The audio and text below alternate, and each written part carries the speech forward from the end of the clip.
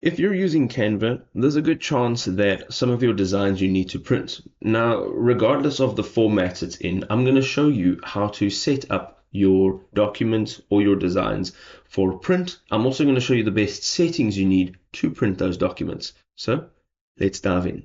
So we have our design here, and we want to make sure that we are happy with all of the properties of the design. I'm going to go up to the share icon. We're going to tap on share, and here you're going to go down to download. Now, once you've selected download, you will have to change the file type.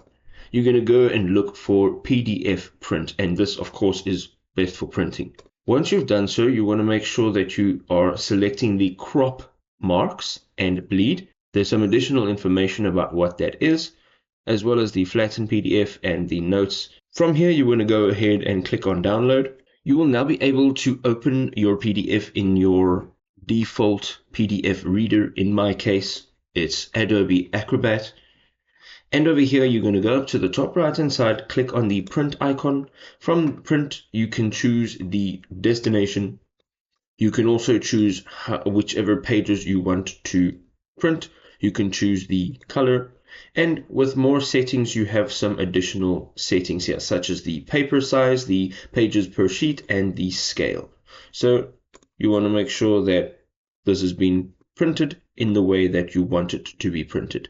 Once you're done, you're going to go ahead and select print, and your document will now be printed. Now, you don't have to worry about this extra space over here.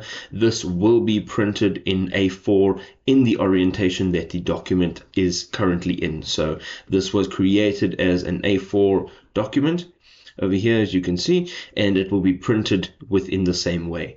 If this was helpful, drop us a like and go and check out our other content. Peace out.